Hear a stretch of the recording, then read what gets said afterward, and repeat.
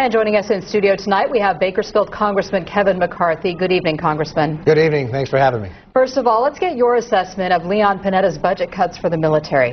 Well, I'm really concerned on what they're proposing for the military. We look at the world is not safe, and cutting troops away brings great difficulty for us. If we're smaller, leaner, that doesn't always mean we're able to go every place that we have been in the past.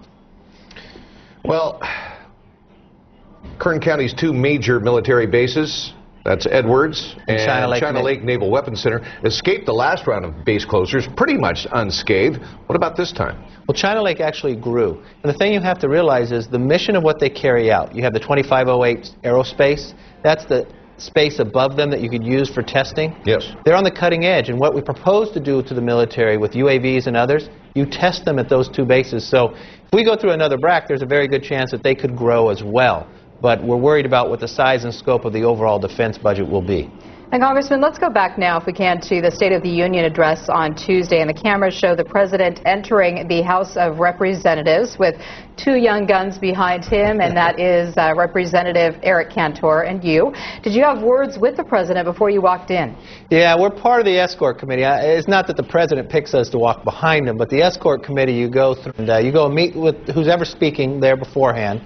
We have a conversation. We talk about our children, our families is kind of the discussion we have. And prior going in, we have a new Sergeant of Arms there, and he's the one who yells, "Mr. Speaker, this is the President of the United States." And the President and I was kind of teasing him if he could remember what words he was going to say to make him a little nervous there. But we don't get very well in depth. The President wasn't in the mood to talk policy when I'd ask him about it. So. Yeah. What was your final assessment of the President's speech? Quickly. The President was in a much different mood this time than he was in the other. It was very campaign-oriented. I know the campaign wrote it.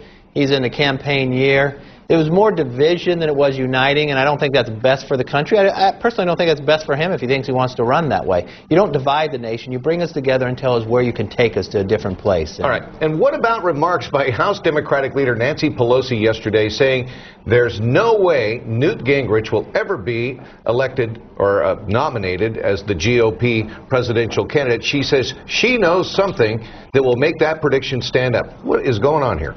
I don't know. Maybe Nancy Pelosi just wants to stay in the press, but I don't know what more he brings out. We will select our nominee, and I know Florida has a say in it, and it looks like it's going to carry on a little longer. Yeah, but is there some deep, dark secret here? I mean, she was on the committee that investigated House Speaker Newt Gingrich for ethics violations. I don't know what came forward. He got fined by that.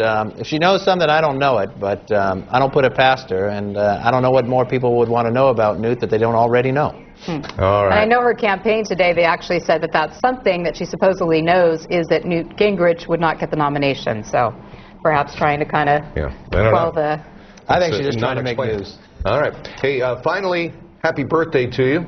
Yes, happy birthday. What are you, 40 again? 47. 47. All right. And the big plans for birthday night is what? Some frugatza, hanging out with the family, and hopefully falling asleep on the couch. Sounds good. All right. Have a good one. Happy Thank you. birthday again, Congressman. Thanks for being with us.